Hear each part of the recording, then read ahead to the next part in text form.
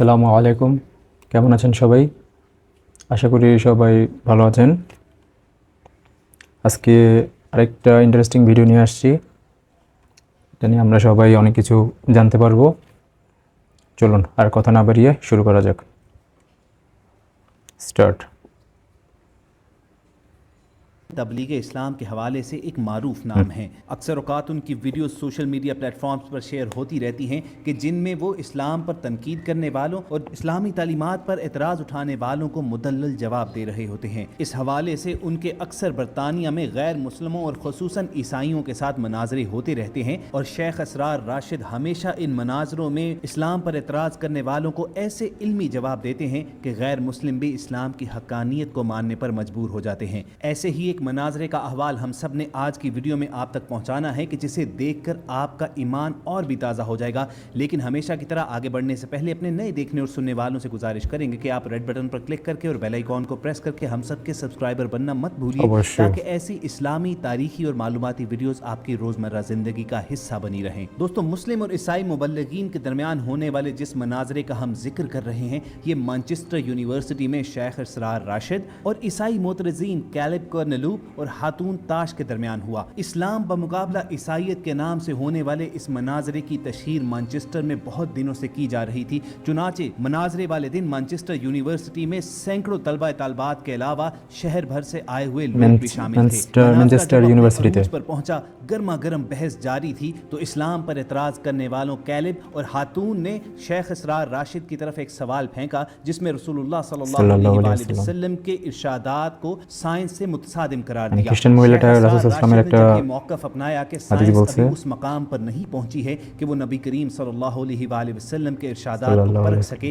तो एतराज़ करने वाली खातून ने यह कहा कि आपका सही बुखारी में आने वाली इस रिवायत के बारे में क्या ख्याल है, जिसमें मोहम्मद रसूलुल्लाह सल्लल्लाहु अलैहि वसल्लम ये फरमाते हैं कि अगर एक खास खजूर खा ली जाए तो शाम तक कोई जहर भी असर नहीं करता। ख़वातीन हज़रात, खातून का इशारा যে হাদিসের রাসূল সাল্লাল্লাহু বলছেন আজওয়া খেজুর সম্পর্কে, 7টা খেজুর সম্পর্কে। लेकिन जब उसने शेख असरार राशिद को ये चैलेंज किया कि চ্যালেঞ্জ করছে তাকে, বিশেষ করে হাদিসটা তাই চ্যালেঞ্জ করছে ওনাকে। के इन इरशादात को सीरियस लेते हैं और इन पर ईमान रखते हैं तो अपने सामने पड़ा जहर पी कर दिखाइए। अभी उस खातून का जुमला मुकम्मल বলছে আপনি যদি বিশ্বাস করেন তাহলে এই বিষটা अपनी सीट খেয়ে पर দেখাতে। हुए और टेबल पर पड़ी हुई एक छोटी सी बोतल को मुंह लगा উনি लिया। সাথে সাথে ওটা अपने आका रसूलुल्लाह सल्लल्लाहु বরদাস্ত করেন, সাথে সাথে अलैहि উঠা वसल्लम पर गैर বিষটা मुतज़ल्ज़िल খাইছে। ईमान देखकर दोनों ईसाई मोतरजीन और मुबल्लिगीन हक्के बक्के रह गए और उस खातून के मुंह से सिर्फ इतना सा ही एतराज़ निकल सका कि हमें इस जहर की बोतल को भी चेक करना पड़ेगा।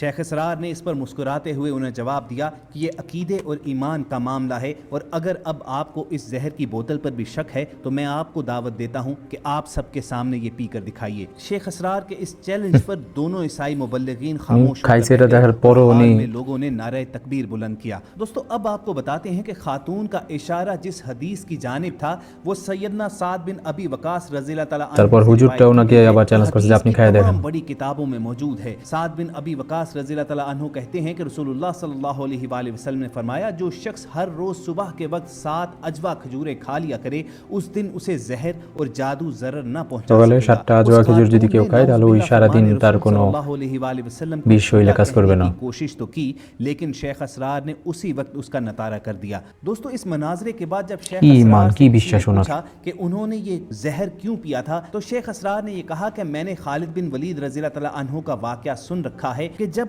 उन्हें किसी ईसाई ने चैलेंज किया था तो उन्होंने इस्लाम की खातिर जहर भी पिया था और अल्लाह पर अपना ईमान मजबूत रखा था।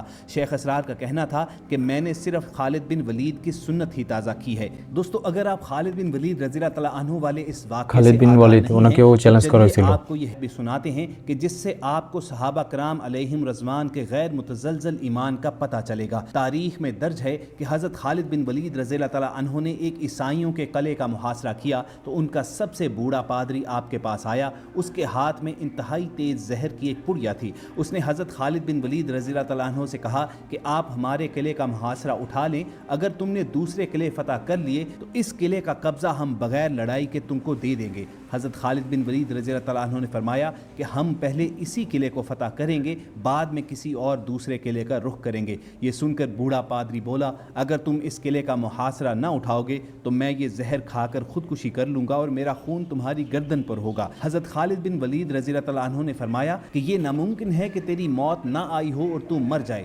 بوڑھا پادری بولا کہ اگر تمہارا یہ یقین ہے تو پھر یہ زہر کھا کر دکھاؤ۔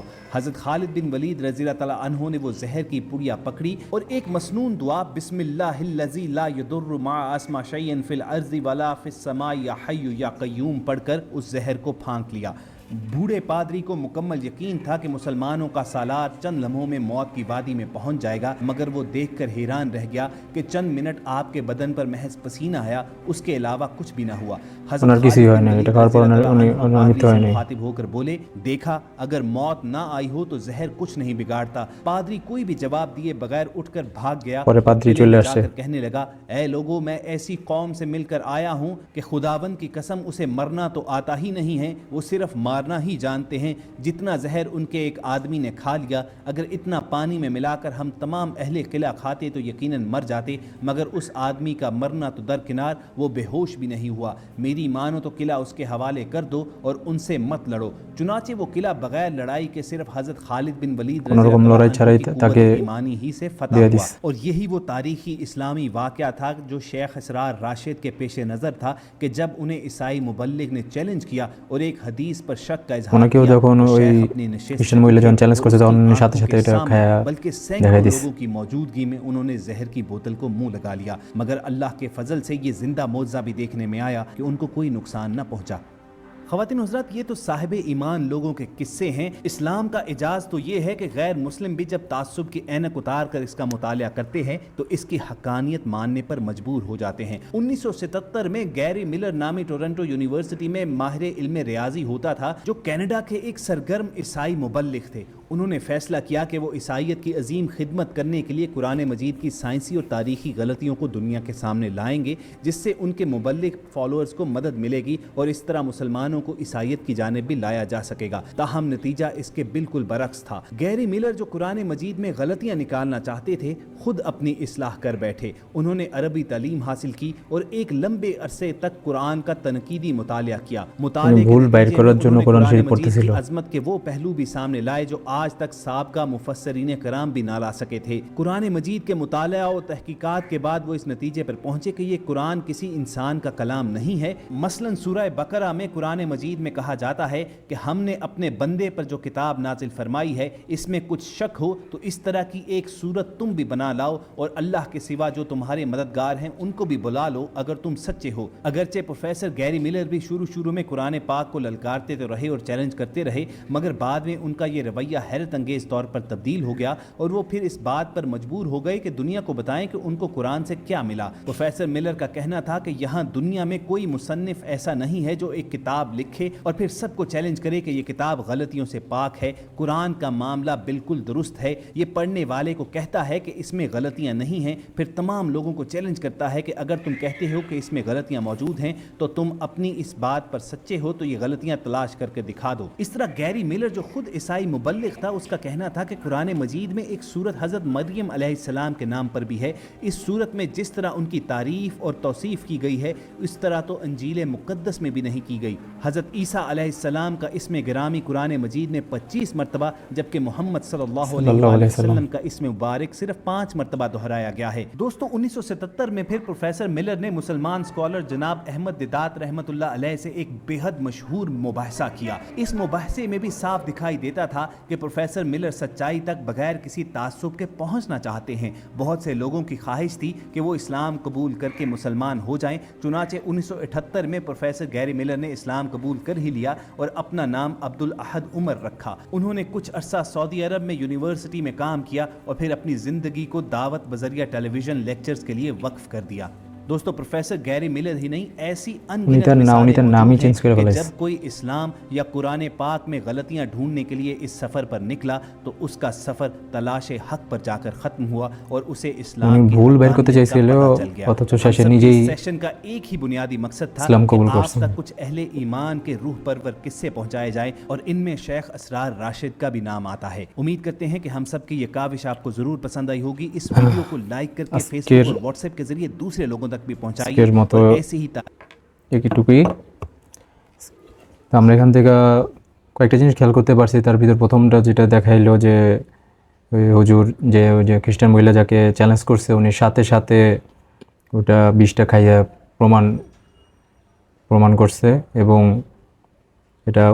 ওই হাদিসটা যে রাসূল সাল্লাম বলছেন যে যে কেউ যদি ভোরে 7টা আজোয়া খেজুর খায় তাহলে ওই দিন সারাদিন তারকে কোনো ক্ষতি করতে পারবে না। এবং শেষে আরেকটা যে ঘটনা দেখাইলো যে এটা ছিল কোরআনের যে চ্যালেঞ্জ করা হয়েছে যে উনি লোকটা বারবার ভুল বাই করার জন্য উনি এটা খুঁজতেছিল অথচ শেষে উনি নিজেই ওইটা ওনার বিশ্বাস চলে আসছে যে এই বই কোনো মানুষের লেখা না, এটা আমাদের সৃষ্টিকর্তার লেখা। এবং এটাতে চ্যালেঞ্জ করা হয়েছে যদি এটাতে তোমরা একটা ভুল বের করে দেখাও যদি তোমরা সত্যবাদী হয়ে থাকো। তো আজকে এই পর্যন্তই, আমরা আগামীতে আরও ভিডিও নিয়ে আসবো। আজকে এই পর্যন্তই। আসসালামু আলাইকুম।